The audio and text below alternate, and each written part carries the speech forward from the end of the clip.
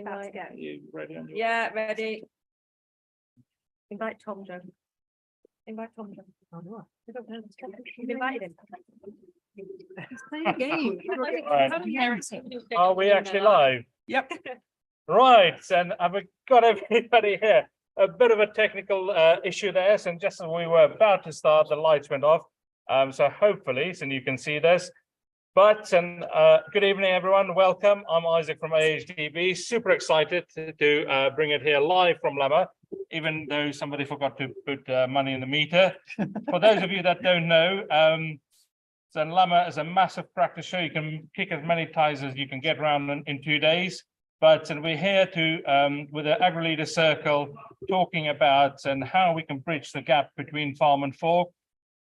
AHDB has just relaunched the We Eat Balanced campaign on Boxing Day, live on TV adverts, on demand adverts, YouTube, in store, in newspapers, so everywhere. And the last time we did it, we had a really good uptake, and between 5 and 8% intention uplift from consumers on questions like, and is it naturally produced? Is it sustainably produced? So a really good campaign, and we're very excited to talk about that. And with everybody here tonight, look at how we can build that trust, how we can increase that connection with the consumer. So without any further ado, let's introduce everybody. Rebecca, let's start with you. Hi everyone, I'm Rebecca, a mixed farmer from North Yorkshire. Hello, I am Thomas Pemberton, dairy, beef and sheep, North England. I'm Amy Jackson. I'm in agricultural PR, communications, and I've also done some research about what the public think about farming. So I'm Isaac, working for AHDB in the Agri-Leader team. I'm Charlotte. I'm a beef and sheep farmer from Cumbria. I'm Charlie, I'm a beef, sheep and arable farmer from about half a mile that way, so yeah, between Birmingham and Coventry. So I'm Joe Seals. I'm a beef and arable farmer from South Yorkshire. Go on. Sure. Yorkshire accent. For a bit of extra jeopardy, we've got Flavio Nabarro that's due to join us any minute, so he'll come and sit on the chair over there. Who knows? Bets are on what time? Yeah, what have we got? And maybe he switched the lights on. Right, so let's talk a bit about the We Eat Balance campaign. Charlie, Tom, you've both been involved with it. So what were your thoughts on it, and what's your, why did you get involved? Yeah, so the We Eat Balance campaign, obviously pushing it. I think the big thing for us, what the AHDB did, and that's the first thing I ever did with AHDB, interesting enough. Good thing about it, it was obviously, we did a little bit of promotion for it, but when I saw it, it was with people outside of farming. I think that's the important thing. The AHDB, what the money gets spent on, what the levy money gets spent on, is people outside of farming, because they aren't in it. I'm preaching to the choir to a degree. Yeah. There was the doctor, what was his name again? Sorry. Dr. Ranch. Dr. Ranch, yeah, he did an amazing post on his social medias, got a huge traction, I think 300,000 views, and I think that's where the money is good spent. Obviously, me pushing it, we eat balanced diet. It's not all about eating meat, it's not all about eating veg, it's about eating everything. So it worked really well for me, and I really liked eating. Charlie? Yeah, same. So kind of different to Tom. I worked with HDB on a campaign before, had a really good experience of it. It'd been received really well, so I was really confident going into it that it was going to be done well. But again, I think it's really important to kind of change that that stereotype and that face of farming, and yeah, getting that out to the people that we are feeding, rather than, like you say, preaching to the choir. Everyone we're speaking to on socials here, a lot of them are people that are actively interested in what we do already. They agree with what we're saying. So it's getting out and changing the narrative in that wider audience. And let's be honest, if a doctor's telling you that a balanced diet is the way to go, and he's got a profile on other platforms as well, he's not just a random doctor, he's on mainstream TV, the public trust him. Yeah. And actually, the public do trust the farmers, but we need that extra bit of help from somebody else who has that extra credibility. Yeah, 100%. So a doctor isn't just going to say something just to be out there. Do you know what I mean? An influencer, you can do whatever an influencer. A doctor's got credibility behind it. Yeah, credibility. I think that building trust. Yeah, that's a big thing that happens. Well, they trust a doctor, don't they? Yeah. This one is specifically around B12 and how good that is, and how that is, a very big part of meat and dairy diets. The previous one were on ions, and again, so that's something that is really in a balanced diet, and the only way you can really get that. Amy, Yeah, I mean, it's just about putting the facts out there, isn't it? I mean, people can make their own decisions, but they need to have the facts. It's important that they know the wider picture and they understand about a balanced diet. Absolutely. Joe, your thoughts? Yeah, I think it's great. I think it's great that we can push that B12 is like the only way you can get that is from meat and dairy products, without it being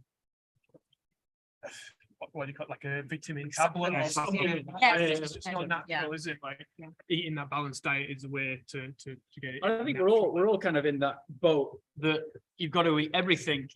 I keep pointing to, you've got to eat your veggies, you've got to eat your meat. We're not smashing, you've got to just eat meat. Yeah. You've got to just eat veggies. It's all about a balance. It's like, Well, yeah, like when I'm everything as a feeding people, like I feed them a bit of this and a bit of that, and we mix it all together and make it balanced. Yeah. Like, But I think also with the nutrient thing, I think it's really misunderstood and misinformation, because a lot of times either it's supplementary or it will be kind of advertised, oh, it's contained in this vegetable or that plant-based food, but it's not absorbable. So somebody is thinking, oh, I'm getting it from my plant-based food, but they're not getting it in the same way and in the right way. So I really worry about misinformation. I think probably on social media, we see it all the time, and we're worried about saying the wrong thing, but we want to combat it as well. And I guess that's the reason why a lot of us are here today and take the time to do videos and post on social media, because we want people to have the facts and then they can decide.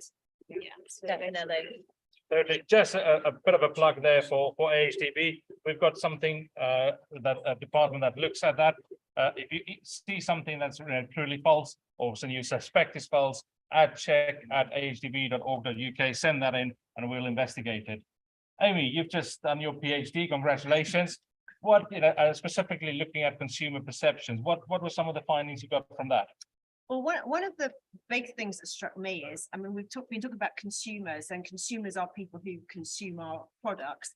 But actually, what's really important is the public, is everybody, our citizens, because they also drink water, breathe air, they live next to farms, and actually we probably need to expand it a bit and think more widely about the public, because the people who don't eat meat and dairy are also audiences. They can also be concerned about what we do. So the first thing was, let's sort of think more broadly about citizens and public and not just about consumers.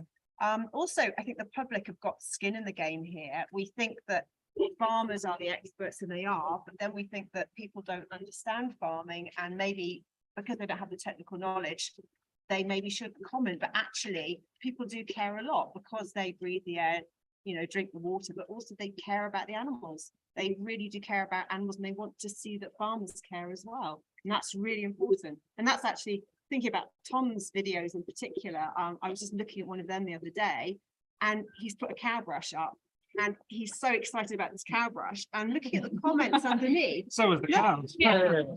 No, he was more excited.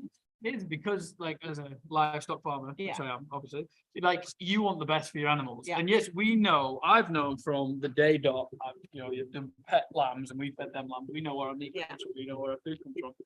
To make sure that those animals have the best possibility in life. Yeah. And then when we do eat them, it's all natural. And that was the exciting thing, that these cows could enjoy themselves a little bit more Yeah. on the farm. It was making me happy because I know they'd be happy, and it all works. But you know what was great is you look at the comments under the video, and people say, I love this guy because he's so happy that his cows are happy. Yeah. That's what people want Yeah, to know. yeah, yeah, They want to definitely. know you care about, but we, you know. when we care about our cows and they are happy, Tom will see an increase in his milk. It's Yeah. like we're doing this. We love making cows happy, and it's good for It's business. profitable as well, It's isn't like, it? Yeah. But that's the big thing, is what I found is people want to know you care. And they also want to know you care about the things they care about, that you're relatable, Yeah. that you share their I values. don't see anything we do as anything profound, we're not really going out and fighting for it, but we're doing the daily jobs and showing them in a really positive light. And I think that builds more trust than, one massive big rush. I think it just is, just chipping away at those little tiny, misconceptions that people have got. And I think that makes a big difference, because it just is honest farming, isn't it? Like you have put a cow brush up, and Yeah. you were going to do it regardless of whether you videoed it. That's the thing. I think you've touched on something there of honest farming, Yeah. because that happens. It's amazing. And I think the important thing to do is not just show the rosy side of it. We could Yeah, all just show the rosy side. Yeah. We all do it, and everyone's got their own platforms and their own right here. like we've done a cow doing the splits before, because that happened. It's not all rosy. There are good with the bad. And I think sometimes the bad get pushed because everyone likes to see what they say in newspapers. If it bleeds, it leads, which is a horrific saying, but it's true. Yeah. So, but you've got to show the bad and the good, because then when people are consuming your food, they show you, I've shown them the bad things. These do happen, but we're trying our best to make it not happen. We're doing preventions, but it will happen. And I Do you think, know what I I mean? think in there as well, people want to see how you feel about it. Like, you know, people, the reason that we've got followers between us is because people like to see the person behind that job. Yes. They like to see the human side of it. They like to see that, without sounding horrific, that we do feel when something bad happens, that it does upset us when you lose an animal, something like that. Like they like to see that human side of It's us empathy, too. isn't It it? You is, know, and they that, want- and yeah. that then What as is, well. what is that balance? You know, and how do we Yeah. find that balance? Because we, you know, want to show farming is real, but and also, you know, some things could be just interpreted in the wrong way. So I how do we think find it's Too having much, respect, yeah. Right. that respect Yeah, aspect of it. Right, I've actually got a question for Charlotte on this, because obviously Charlotte wasn't from a farming background. No, And I'm interested to know your perceptions on the realities. So the realities which we now see day to day, Yeah. did you know they existed? Were you shocked by them? How do you feel about it? I hadn't a clue about farming in general, and I mean, no knowledge whatsoever. How I've stumbled on my dream path in life. Honestly, the odds are against anybody to get into farming, and how I've managed to do it, it's just been a stroke of luck that I enjoy it and I love it. I didn't have a clue about anything, and luckily I have Roy's very supportive, but he's also, like those of you who have met him, he's quite hard. And he said, go out and you learn, go and make your own mistakes. And it's one of my first jobs was go and mother that calf on. Now, for someone who's come from a non-farming background to be faced with an animal of that size, and then a kicking animal of that size, not just, you know, it didn't want that calf, and that was my job to put it on. So I learned the hard way, I think, from the bottom up, and it gave me an overall respect, which has pushed me to share the story more, because I understand why people are so concerned, because I would be as well. And I mean, my friends from Preston, like I have a friend who's a teacher, and she genuinely texted me one day and said, can cows walk up steps? It was a conversation in the staff room. And although it's silly, it shows the lack of knowledge that people do have on basic things. And that's why I think we're doing such a good job between us.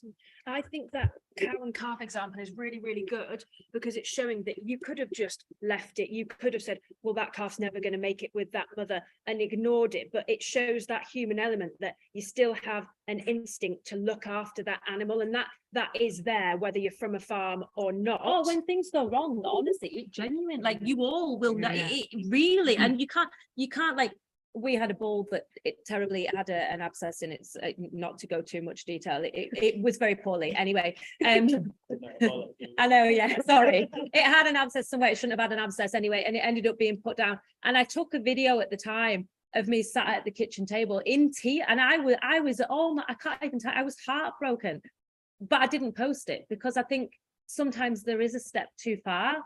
And you don't want to go over that line to make it unpalatable for people, because you lose your audience as well. that is my question about balance. So, Yeah. you know, you guys, you've all, you know, active on social media, you've got your following, we've talked about some other stuff with the doctor. What other ways can and could we engage, or how do we push that message even further?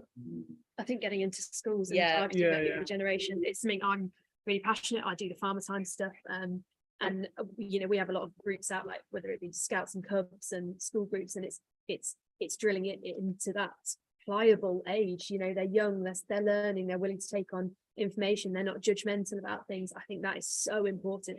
You know, getting it back into the curriculum somehow. It's So we'll got to touch be on in there. that, but tell us a bit more about farm times and So for those of you that don't know, Farmer Time is a scheme where it's getting farmers video chatting to school kids direct from the farm. So farmers don't actually have to leave the farm. They don't have to go into the schools, because, you know, that's time consuming. You can soon lose half a day doing that kind of thing. But it's taking 10-15 minutes to speak to a class of children. You try and keep the same class, and you build a relationship with them. You nurture that relationship. You show them what you're doing through the year, tie it in with their curriculum, and you show them what you're doing, and it can What do be. you do? Just like film and you walk Yeah, around literally, town and like this, like, yeah. hi kids, what are you Oh, doing? James likes the sound of that. James next. I'm expanding Twitter. If you want to watch more, go to Joe Seals. Yes, we get all the followers out. This is my merch. This is my-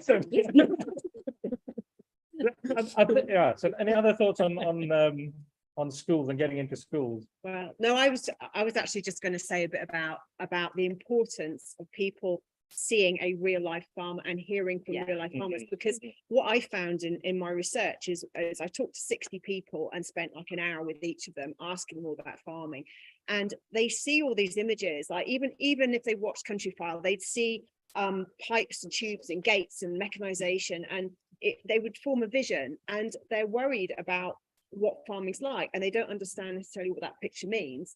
But then when they meet a farmer, they say, oh, but there's this woman down the road, she's got a robotic milker and she loves her cows and blah, blah, blah. So that balances that image she's got. And that's so important, because the more farmers they know and understand the motives of, then the less these sort of images are going to be misunderstood, or negative images are going to take root. So that the farmer interaction is really important. So they understand you, share their Do you know what values, really which- warmed me at one point? We went to Yorkshire Show and I was stood next to sheep pens, and I heard a girl who was clearly not from farming. She had 3 kids with her, and she was explaining to her husband how fly stripe worked in sheep. And I thought, do you know what? Someone has nailed it. And from TikTok. Yeah. And I thought that is what it's about. That is telling someone why we do what we do and showing them the bad sides of it, but also showing them like the preventative measures that we take. And she really got it. And I thought, do you know what? Someone has made a difference to that there. So rewarding. Yeah, to it hear that as was, well. it was.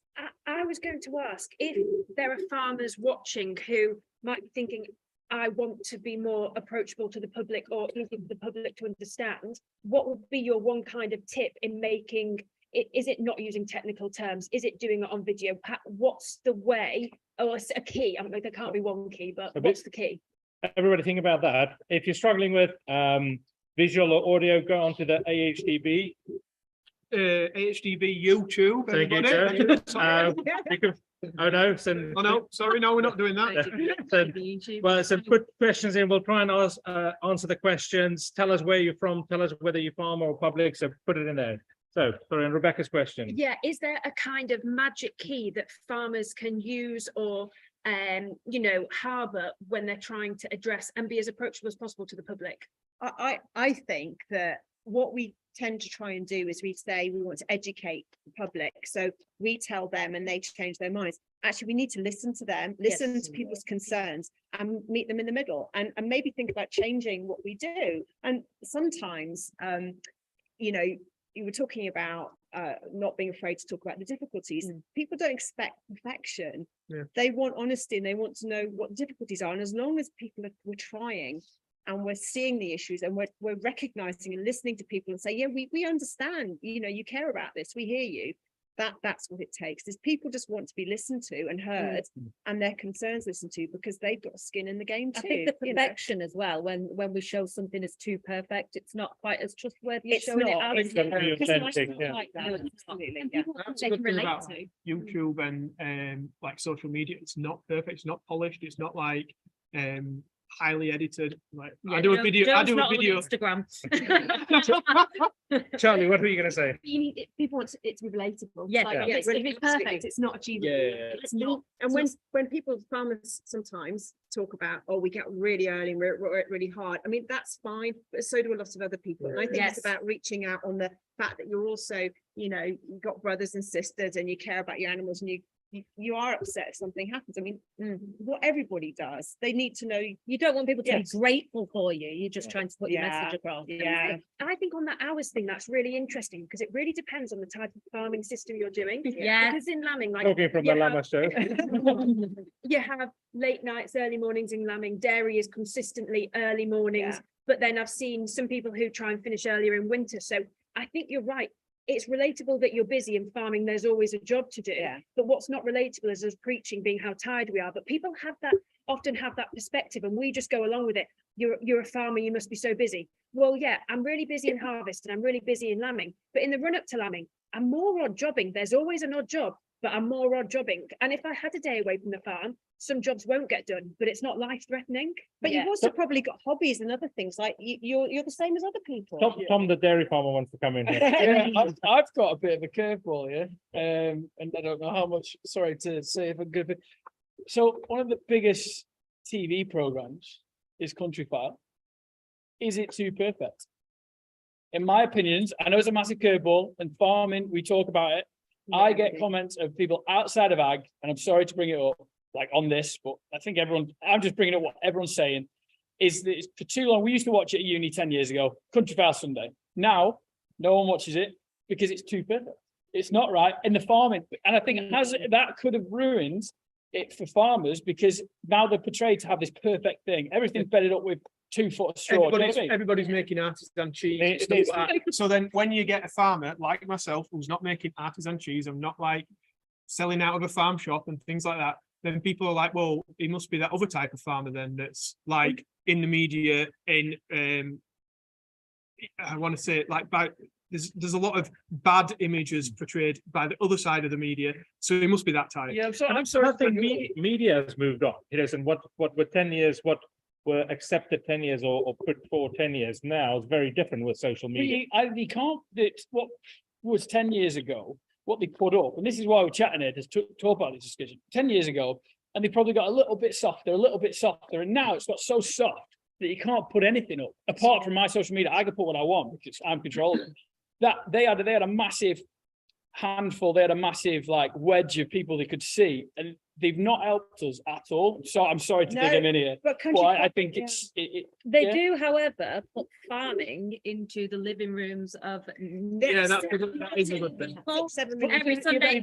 They're not necessarily maybe in the context that we want it putting in, but they do reach a wider audience that we could never I do. get that exactly. You kind of said it, But I but then think you've it's put like 6 million into it of a perfect farm. Yeah, But you're you right, wouldn't yeah. get 6 million watching it if it was more if it was more gritty. They want the glossy magazine. Yeah, I've got a version. comment And to they say, wouldn't- yeah, different horses for yeah, different yeah. courses. like free range organic So I think is what you- Country File's so I for, think that's you've what my got to comment's saying. bank Yeah. that at least 6 million people are getting Something. something. Charlie, But they're getting the right thing. It's a good It's- start, but is it the best we can do? If they're No. getting the wrong thing, 6 million people getting the wrong thing or something, it's not helping, it's hindering. And does it set us up to fail? Yes, that's when the real, I say the real truth of farming makes it sound cynical and negative, but when the real truth of things going wrong happens, can people digest it? isn't Can it they a deal fact with that, it? that, you know, the farming or the image of farming is this bubble over here? What we don't want is to burst the bubble, but it's kind of moving that over, and Country File and what we're doing here has got a role in that. There's different horses for different courses. What we're doing here is not everybody's cup of tea, trust me. So what about, when you have Country File and it's featuring something, what about you doing something and saying, this was on Country File, but actually I just want to pick I this a did bit do more. that. Yeah. I did So do that. from your research, is it like, do you think that people see farmers as this Country File, like? Yeah, loads of, I as I said, interviewed 60 people and because I spent so much time talking to them, I really got a feel of where they get their, visions of farming from. And yeah, loads of people watch Country File. There's And not even, So there's is not it- even is that much farming on there anymore. It's I just know, countryside. but they Right. love it. They Let's love move it. on from Country File. That's The BBC at the podium. That's my last little comment on it. I'm so sorry. I know, so if I get a great video, gets 100,000 views, Country File gets 6 million, I disagree with what they say. I get 100,000 views on it, and that's what does it work out at, what, 2%?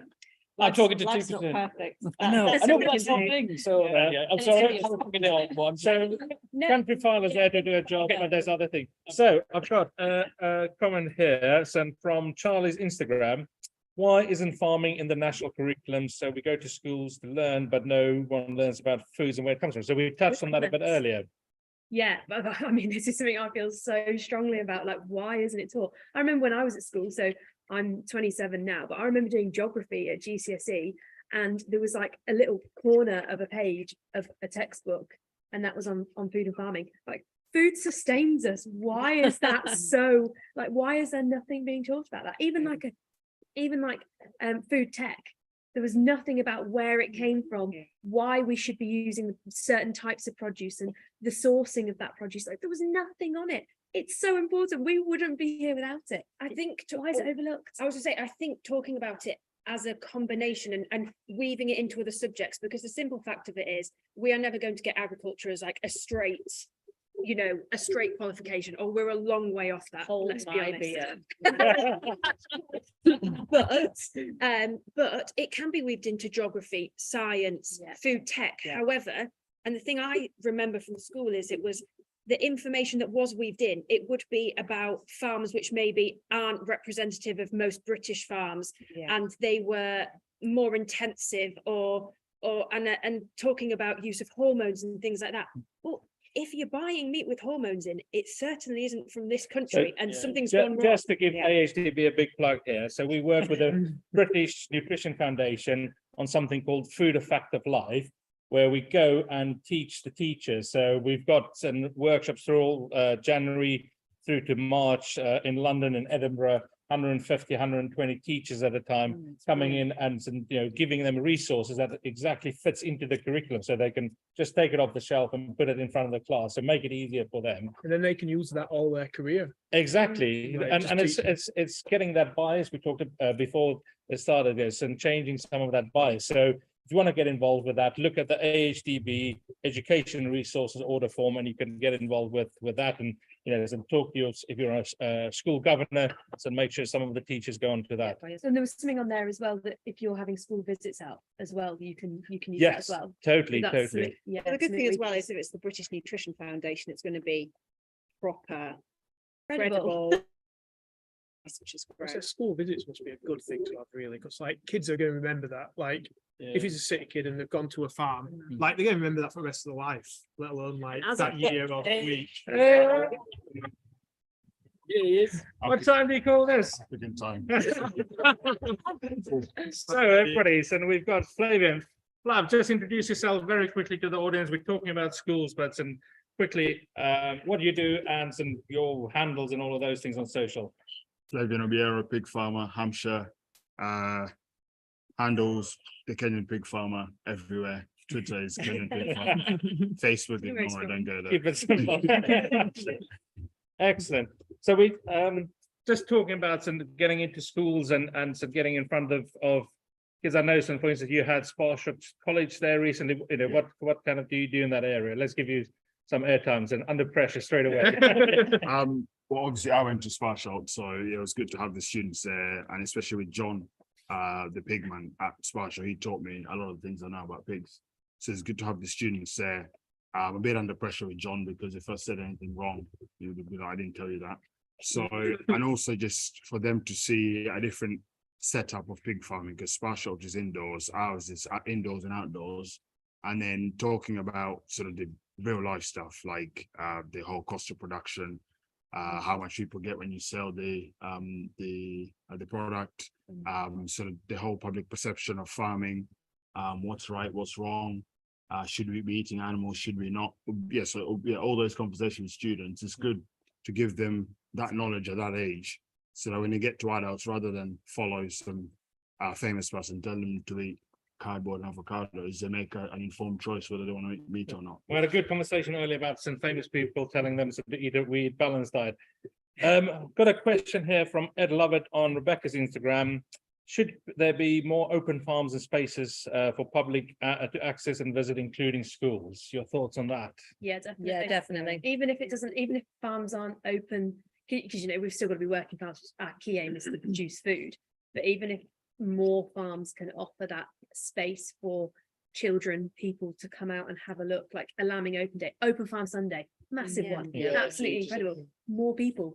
But the only problem is that what we've chatted about before is because we're mad busy, it's a struggle. Yeah. But then obviously they're taking these grants away, single farm payment. Yeah. Maybe that's something. People, yeah. it Open might be farm spurred up on a into single, it, and yeah. that's a way to get single farm payment, that's a way to get grants, Yeah. to bring more farms into it, and education and stuff, that could be something. I think one of the problems, you kind of get to a certain point with Open Farm Sunday where you've had as many people in as you can, and then the harder to reach kids are maybe in inner cities and so on. So that's a real challenge, which I think we have to think about is But how do we geography is get a to them? massive issue, isn't it, as well? Like, how do you get children from Yeah. in the middle of a city to rural Cumbria Yeah. to see a farm? It's sometimes just Yeah. not practical. Yeah. Even the distance down the motorway is too much when, Could- you know, well, Joe And is that's- in the middle of a city, so there you go. Your farm is- What Charlie was doing before, when Yeah. you did it all from your phone, weren't you? Yeah. You know, It's technology is like amazing. We live separate in it down. 21st century. The That's questions amazing. they come out with as well. Mm. And they're so resilient as well, these kids. Like you think, I remember the first time I did it and it was like, I was like, oh God, like what can you talk about? And the questions they come out, like they're tough. They're not going to get upset about those things. Like, and these were kind of 7, 8-year-olds. Like they're tougher than we give them credit for. So I you like can be more honest with them Do than you- you think. Do you know how many farmers do that? I don't, but I Not can enough. find out. Yeah. Yeah, not enough, yeah. I don't know how many. It's one of those things where we're getting to a stage in society now where social media, people have access to everything. And as farmers, if we don't tell the story like we know it and be open about everything we do, then other people are going to do it for us. And if they do it for us when they do it wrong, we can't blame them. Yeah. So Yeah, we've you're gotta right. put You have to ourselves be out there, there. aren't you? Your Toms and all the people here, and we have to put ourselves out there. It's tedious, you all know that. It's tedious. Like Yeah. you're bedding up, like, oh, let me film myself bedding up. It's such a dream job. Yeah, people are doing it, so we need to show them. Because I think if we've got the public on board, supermarkets will listen to the public, Yeah. politicians will listen to the public. So we just need to have them on our side. We said before, like just the daily grind, showing Yeah. people just chipping away that little bit, you know, this is bedding up. Literally, This is a I cow do a growing. video every day and I'm strawing up every morning. But it's like, look, this is what we're doing every single It's day. the truth, isn't I'm it? You looking- can't argue with the truth. If somebody wants to say, oh, you know, farmers don't look after the animals, it's like, well, just watch my video every day. Like, I'm Yeah. bedding them up, I'm feeding them up, we're injecting them, worming them, like it's all on there. Like, Rebecca? check it out. I was going to say, I think I was probably a bit naive about, obviously it's so easy, we step out and we're on a farm. So I was definitely naive to how difficult it is for people not from farms to get to a farm. But I went to a city farm in London, Surrey Docks Farm, and I kind of walked into it. And if I'm honest, I was a bit cynical thinking, well, it's going to be a hobby farm, a couple of pigs here, a couple of sheep there. But then when you get there, you realise that children don't necessarily need to see the fact that you're lambing 350 sheep or you're milking 300 cows. What they need to see is the fact that that animal, and this was a really good one because the animals did go off for meat at some point. So what they saw was not the fact that, oh yeah, I've got more sheep than you have. What they saw was animals being grown and reared for food production and being looked after in a certain way. So I think maybe we as farmers have very high expectations of what we want to show the public, which aren't feasible. So a city farm, as I said, I was cynical, was actually, it was in the middle of London. You got off the bus and I smelt mucking. But that is a talking point in itself for these children. It's I think, creating that- spaces, it's isn't such it? a, for people it's to such a go. great point. I think we think I think it's an amazing point. We think that because you're milking sheep, because you've got 350 sheep, or you've got, you know, we're behind the biggest combine in the world, probably not. Yeah, okay. anybody wants to But see that. people don't care if it's a 40-foot header or a 20-foot header. If you're outside a farm and they just go, wow, that's massive. You know what I mean? I think that's 100%. We look it into the, We've we've got got to a be good- doing all this. Good comment here on Charlotte's YouTube saying, seeing a perfect field of corn is great, but learning from you guys what farming is really like is so educational. Your town is like me, you know, so, well, that's a job. that That's is a- why, that's literally Yeah. why we all spend the time Yeah, doing. it's nice, comments and like that. do you know what? That isn't unusual for people to say things like that, and it's so nice, and it does make, you know, like Joe said, it's tedious flav, isn't it? It literally is like you go, oh God, I've got a video, you know, me putting cows for a crush, and you could do without it sometimes, but things like that make it worthwhile because you are making even a small difference, but you are making a difference. Yeah, the interaction is just so rewarding. Yeah. Got another one here saying I'm a native breed sheep farmer, putting videos on Instagram, doing it in bite-sized snippets, works well. What do people think? So a bit of advice for other people trying to get into it. Yeah. What channels and social and ways of doing that?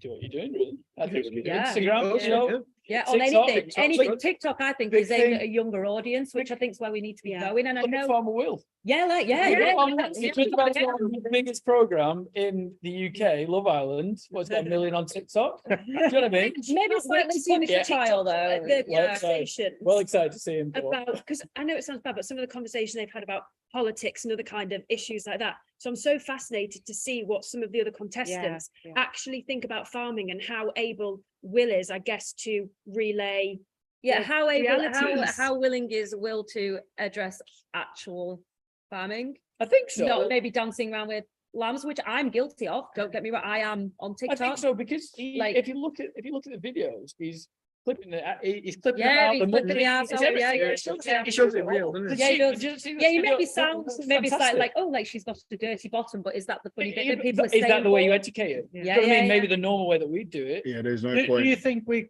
as farmers and people in this as an industry, are a bit harsh on what you said? Oh, you know, will he dance around and does that I about think- the country file conversation? The whole, Should we just accept what the- is good? the judginess comes from us. Yeah. Yeah. I'll be more worried about what a fellow pig farmer is going to say about, oh, Flav's on this, the HDB thing, what's he going to say? Levy pays money or whatever. If they want to come in, they can sit here. I don't mind. They'll Yeah, save me yeah. getting stuck in traffic. But I think, Running across the whole. farmers are their own enemy. And Yes. the So sooner we work together, I said you'll the know better. you'll know everyone posting stuff like that. It's not the comments from outside of farming. It's the I'm not comments debating, inside of yeah, farming. it's the farmers that hurt, like that's the thing, and I was Yeah. guilty of reading them all Yeah. and being really annoyed about it. We've had this conversation before, and I was really annoyed reading some of the comments about me. And then like Roy said to me, "You're putting yourself out there. You've got to expect these things. Just stop letting it bother you." And then now I'm just like, "Do you know what?" So talking about Roy, the two skid steers that you bought, he's happy with that. I'm on a Merlot, thank you. No, I was just going to say that I was in a conversation the other day where some vets were criticizing something they'd seen, not from anyone here, but something online from a very, very well followed account. And I was saying, what are you criticizing? They said, well, the technique they were using, blah, blah, blah. And I said, look at the number of followers, and people absolutely love this. And what they see is somebody caring for an animal on a farm and every time doing their best to care for the animal and make the animal better. And they love it. I said, who cares if the technique's not what you would do now? It's got to get the bigger picture. I think being scared of doing something wrong stops people Yeah. putting themselves forward. Yeah, Which 100%. I have also, like, I have drafts on my TikTok that I will not post. I should just post them and go, yeah, well, whatever. But I would be scared of what people would think of me or say. Like I put a post on Instagram last night and it was a poly calf Yeah. behind me. And I said, and you saw it, didn't you? And it was the morality of what do you do with this calf? Do you put it to sleep out of its misery? Or do you do what the general public will want you to do and absolutely kill yourself trying to make it better? And you know it's maybe not going to have the outcome that you want, or do you not show it at all? Like, what's the best thing to do? And I think that it puts you in a bit of a position that you are maybe not comfortable being in, because people are looking at you for the answer and you go, I don't know what to do. Yeah. Leading Cheltenham. Sorry. Sorry. No, Go, I Becca, go. was going to say, what I worry about as well when farmers are quite critical of other farmers, how on earth are we going to make agriculture an enticing industry for people to come into if all they see is farmers being critical? And sometimes it's needed. Sometimes people are doing things the wrong way because that's life. But how on earth can we get people? We're struggling with people to come in, and no wonder when sometimes the comments from farmers are all negative. That's exactly a comment on your Instagram at the moment. How easy is it to get into farm, even on a small level? I was just kind of going on from what you said. You look at the British Farming Forum. on Oh, Facebook. don't ever go on it, ever. It's Twitter, because it's just I put something on a couple of weeks ago and you just get someone making a dig and you're like, oh, this is what I Listen, got. I've So- had some hedging on. How can you be critical of hedging? It's hedging. You go back I to think it's all Instagram, about it's much common ground, nicer. is so finding that common ground. Sir Charles Godfrey, last week at the OFC, said finding common ground between all parties concerned about the environment is the only way we're going to say we're going to solve the climate crisis. So how do we find that common ground with the consumer, but also within farming? Because the consumer wants to know that, well, majority of them, maybe not all of them, but they want to know that they're making the conscious Definitely. decisions as to where their food has come from, that they're making that right decision, knowing that the food that they're eating has had the smallest environmental impact and things like that. That's what they want to know. And That's that's ex- what cared for. I think Yeah, farmers and the are welfare's guilty the of worst, not yeah. showing what they're doing for the environment as well.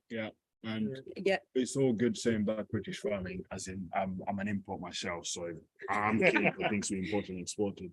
This country would stop without tea. Yeah, I'm a tea drinker. And I think back British farming as a consumer and say why. Show me why I should back British farming. Yeah. And we don't do enough of that. we do it when we're in the shit, like when. Yeah. Yeah, you're right. the British in Against the 2020, wall, yeah. let's do budgeting to British. We should have done budgeting to British 10 years ago. And we should give people that permission Yeah. of we're doing the right thing for the environment, right thing for health, right thing. But I think it's actually a bit more about we're doing what we can. We're trying. We hear what people It's not say. We perfect, hear, I think. yeah. And I think that's it. Is just maybe we need to just ditch we're the best. We're Yeah. perfect. Yeah, you're right. You're And- so right. And it's all about the constant. We're never going to rest because we always want to be that bit better and Because always it's try. the best according to who. Yes, Like, exactly. like Mm. look at the whole New Zealand, Aussie. I've got friends, Kiwi friends, Aussie friends. I can't sit here and say British pork is the best because what if theirs is better than ours in their setting? But is Or that America trying your or- best? Mm. Yeah. So we're good at what we do. Aussies are good at what they do in their setting. If you're going to have 1 million acres with cows on it, no way you're going to have the same system as here because it's a completely different setup. I think something we always play on, and like we're doing the beef and lamb boxes and that, and something I always play on is that you are supporting me to get better. Yeah. Like you coming to us That's a good and you showing us your support, Yeah. you know, with your money, or even just like that moral support is helping me, our farm, other farmers. That's helping us improve because we're not perfect, but we're heading in the right direction. I have a think- question on, can AHDB, why can't it support British? It can't actively say that it's supporting British, why not? So that is to do with the rules of how and what we can support with a statutory instrument, and there's only certain things that we can say. We are challenging that, and we're hoping that that the law on that would change. But so that is something at the moment we would be breaking the law if we do Is that. that because of how the levies? How the levy is collected. Yeah. I know. Back on the environment, so we had a comment from Rob Scarlett on your YouTube. Why isn't farming and not selling the environmental improvements more? You know, things like hedgerows, biodiversity. You know, you guys do a lot of work on that. And how do we, sort of show that to the public and you know, some of the examples of what you do? I think this might be controversial, but having people in the countryside is actually very beneficial to see for themselves that there are birds, to see for themselves that there are hedges. I mean, we've had cover crops in which there's a lot of talk about cover crops, but for us, they've worked really well. So they're not only helping the soil, but when you look in them in the run up to winter, November, they were flowering. We had bees and things in our fields in November. So I think getting the public to see them, and actually we're going to have to do that on social media because we're not going to get everybody onto the farm, but just being honest, because I think the arable side as well, unless it's in a big tractor, it's not shown as much on Instagram. So I think showing what you're doing in the fields, I think it's tractors and livestock which gets the kind of views on the whole. To show actually what's going on in the fields, I think is really, really interesting. And as I said, see the birds, see the wildlife, because we have loads and we're increasing it. We've got more hedgerows now than we did 50 years ago, but the narrative that's portrayed in the media is farmers rip out hedges to make fields big, but we're 50 not years doing ago, that. farmers were told to rip out hedges. Yeah, They- because for because we were protection. hungry. So then farmers ripped out the hedges and now they're doing what they're told and people are forgetting the past. Like it was how it was, you know, a rep rolled into your yard and told you that, you know, production is the way forward, make more food. And then obviously now times have changed, but farmers haven't just ripped out the hedges for their own benefit. They were told to do that. So how do we show to the public the hedges that you're planting, the biodiversity that's increasing? Can I just say some of the most powerful stuff I've seen on social media is where farmers are out in the field and they're saying, I love this, look at this block of lapwings. Yeah, I really love it. Yeah. Again, that's the point, is people want to feel you care. Mhm. So when you show you care and you say, I love the fact that there's this little bumblebee on this thing, you know, that really hits I like home, because Tom, you're that getting you get pleasure. genuinely Yeah, you're getting excited pleasure about out of it. doing stuff like it just is you, and I love it. I think Yeah. it gives you a certain enthusiasm for the industry, and you go, yeah, like cow brushes, woo. Yeah, You know, Personal connection. yeah, I love it. Yeah, that's what they love, is they want to see that So care. it's the and animal, affection. the care for the animals, the care for the wildlife environment. Yeah. Yeah, I've absolutely. seen it when like we've been planting maize and I've gone round the lapwing nest and everyone's like, oh wow, that's brilliant. Blah, blah. And it's like, well, we've just always done that. Yeah. Like, Yeah. that's- Nobody actively wants to go through. Yeah, Yeah. no, I know, and our contractors also have done exactly the same thing, but it's seen by no one. And it Just that doesn't mean it isn't lapwing- happening just because it's not on social media. These guys are good guys in general, and they are not just going to, you know, plow into a curlew nest. they will go around it, you know. But that's your evidence, isn't it? And that's showing actually every time they see that happening, that's adjusting people's perceptions of what happens in farming. But I think Yeah. that's a lot of things that we all do naturally that we forget we do. You Yeah. kind of just do it as part and parcel. Yeah. I think it's maybe, I'd forget to yeah. promote that because We just see You it as just an do it, everyday yeah. thing that we do, but yeah, I think one thing which will be coming, and not just on the wider than the environment, so actually what you can see, we're going to start having foods where the carbon impact and the environmental impact is going to be labelled. So consumers will be actively able to make a choice with food that they see in the supermarket. I mean, I think that I have quite a lot of reservations about actually measuring carbon and all the process leading up to it. However, farmers are going to be more accountable than ever when it comes to labelling and what they sell. And we see it across, and I don't know if you're seeing it in milk, but there's a lot of sectors now where actually, if you can prove that you're improving your environmental impact or you have a lower impact or whatever, you're getting paid a premium, or you won't get paid as much if you're not doing it. So accountability is going to be very, very obvious for a consumer to see as we go down the line, you know. So we probably need to get these videos out and show that it's not just as factual as this has this emissions for that carrot. We need to show the story behind it, so we're not at risk of it being so academic and a number on a packet. We need Yeah, to show I there's a agree. real person. I don't think it's just for the promotion of the industry as well, because there's a lot of talk now, as like, again, very skeptical about carbon credits. There's a lot of talk about biodiversity credits as well. And I think there's some real traction there. I think there's really something we can do with that. And so we're going to need to find a way to quantify that, and whether that is just by documenting it, then we need to get better at it. Because we talk about how we do these and how people like to see stuff.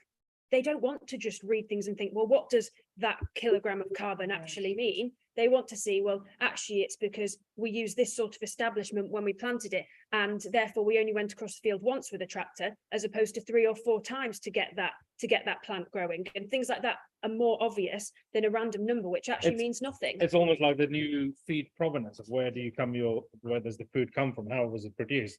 Then you starting up your own charcuterie business. Yeah, that's going to be interesting, especially with environment health.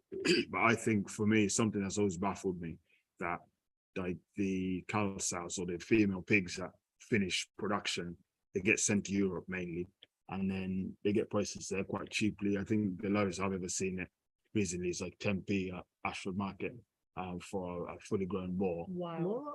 Yeah, 10p a kilo. And Still, yeah, but But still, that's like ridiculous. it's nothing. You don't even pay for your diesel.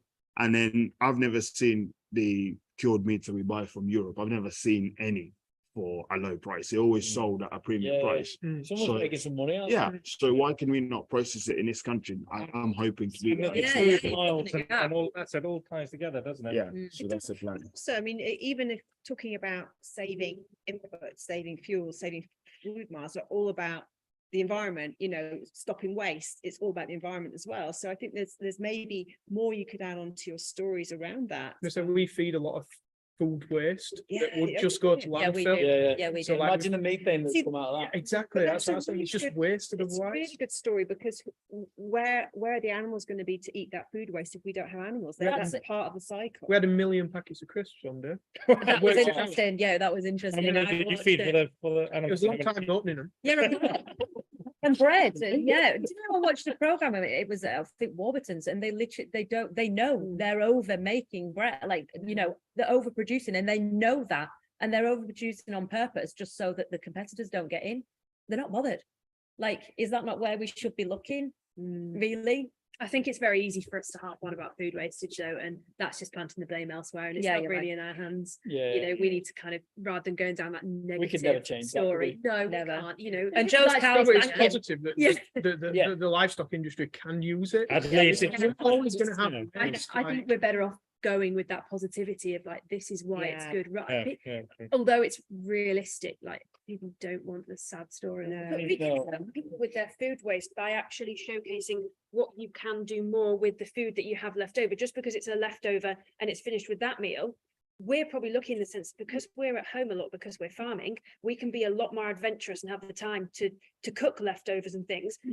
Other people who are working away and then come back late need something instant. Well, actually, there's ways you can use leftovers and use them instantly. but people probably just don't know. So actually, we've got more of a job to do probably on the cooking side, as you know. I think that's definitely. Like Yeah. David puts in there. I always do like pimp my leftovers. See, Yeah. sometimes leftovers taste better than what you actually like. Yeah. Roast. You could Absolutely. be eating sort of whatever was part of the roast on Wednesday because you're just changing it up, whether it's a curry or a sandwich or like Christmas. I don't want to see a roast for the next 2 months. You're eating so much roast meat on that day. I just Burgers are always better the next day. wanna go back to what Charlie said about optimism, and I think that is a really important point. Is there is a perception out there that farmers moan a lot and it's negative, and I think in a way they hear a lot about the unions trying to make a case about things that aren't right, but that pervades, that kind of gives you an identity. So when you're optimistic and you're positive, that makes a massive difference, because again, that's challenging that stereotype. So really important. So we're here this evening, and the title was Bridging the Gap Between Farm and Fork. Do you guys think there is a gap? Is it a true, or is it something that is Huge just gap, gone? yeah. Big. And I think it's only whilst there's lots of us trying, it is getting bigger. Like or it's the biggest it's ever been, at least. Like it's- So do you think people are more interested in the food than they used to be as well? I think Clarkson's more farm come interested. along. Oh, Boom. Definitely more brilliant. interested. I think lock- Sorry, we missed that point. Brilliant. No, I was just saying like Clarkson's farm came along Someone asked that comment. before. and Yeah. it just Yeah. like blew up. I don't They- think my YouTube would be what it is without Clarkson's farm. Like people Yeah, are they- interested in it now. no matter how much of a plonker he is. He Yeah. made it relatable to both A lot. farmers and the consumer, which was bizarre Yeah. to watch, because we were all laughing at him falling over a wall with mules, and we all knew what was going to happen. So happy, but when Landbox customers like, oh, what what do you think of it? And I love it, absolutely brilliant. And I think he's a right twonk half the time. Yeah, He's done so much good for British ag. Yeah. I think it's a really generational thing, in that if you think of however many generations ago, 2, 3, more people were involved working in agriculture. Therefore, the relative who was working on a farm or in agriculture was very, very close. Now it's more distant and maybe not even traceable within people's lifetimes now as well. So to get that connection back is really, really hard. And somebody commented, I didn't quite see it.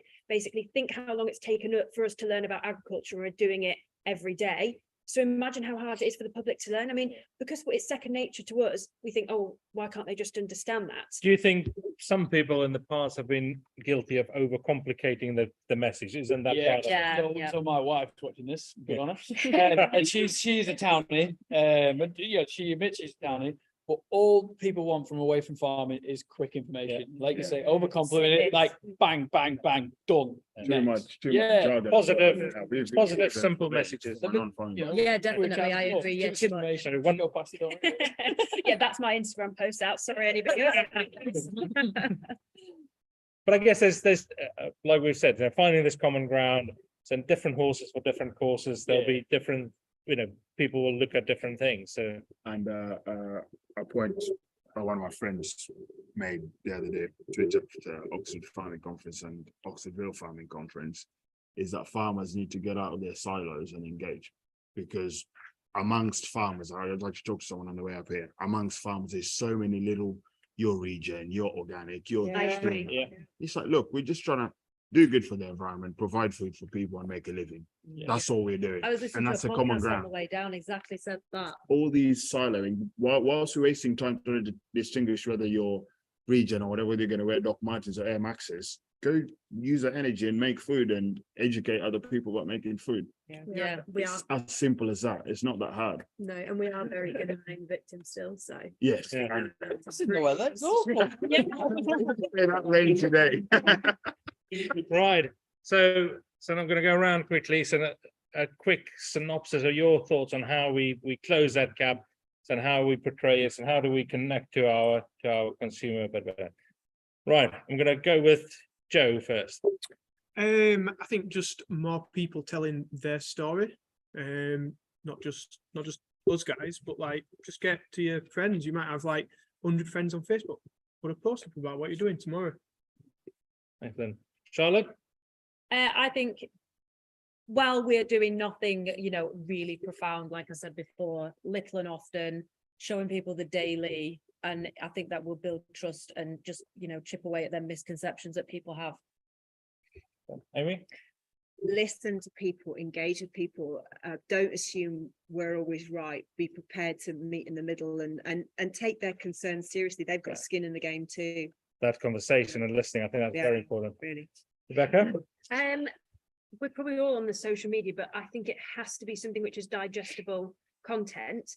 But my main thing would actually be not just schools, but showcasing that agriculture is a career as well. Yeah. And because if we have more people working in it, they can share the story of living it as a job and a life as well. So make it encouraging to work in, show people that ag colleges, etc., ag courses exist, and bring a load of people along with us, get them to do the job for us, you know, and particularly if they're coming from a non-farming background, that will drag even more people as well. Sorry, that was really long. No, Yeah, brilliant. that's really good. Flav?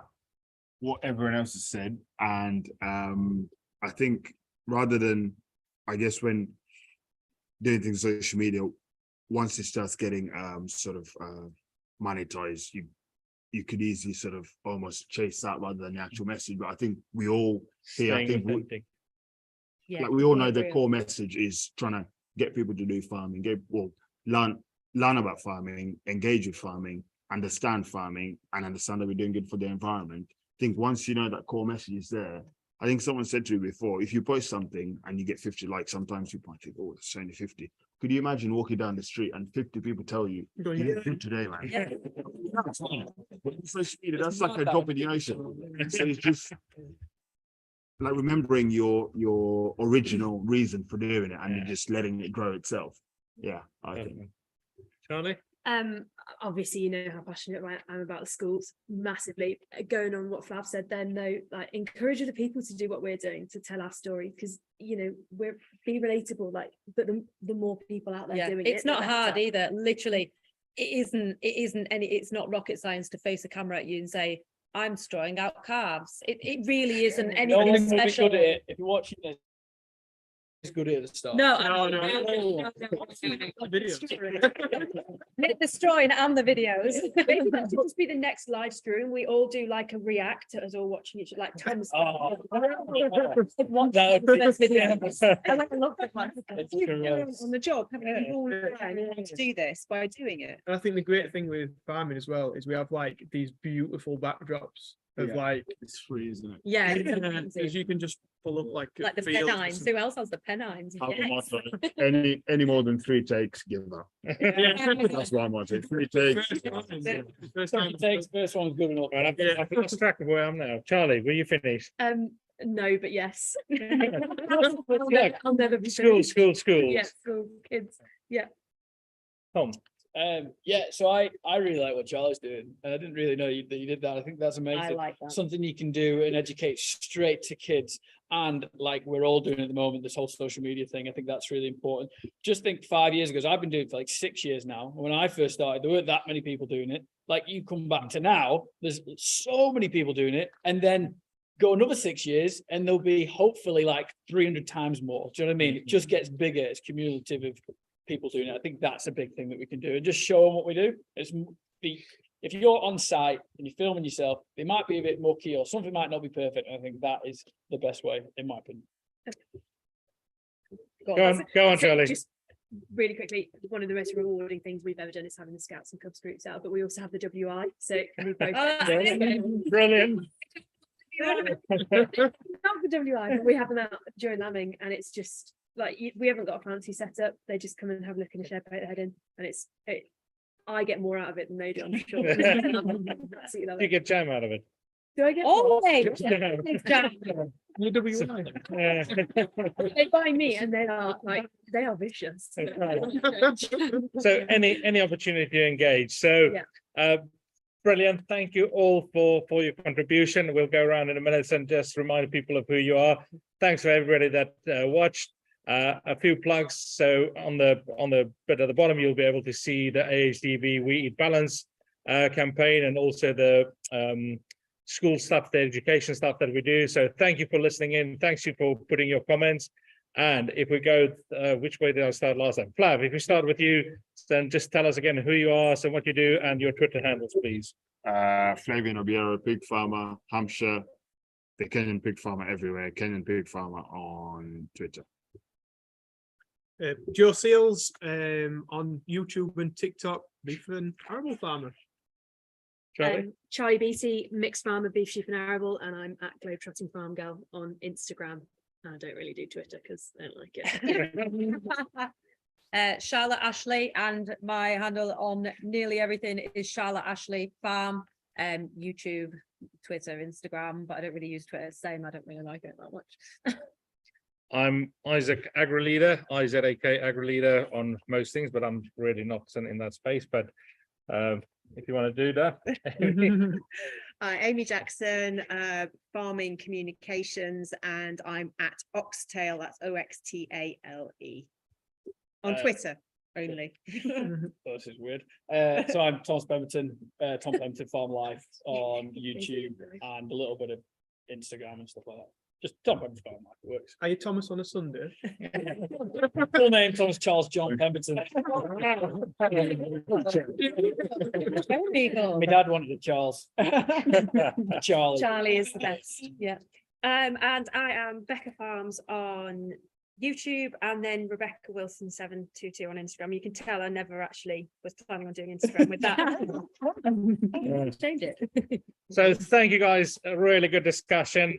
Thank you for everybody that listened in. Get involved, like, share, and get involved with the weed balance and everything that these guys do. And let's stay positive. Let's get a good positive message out there.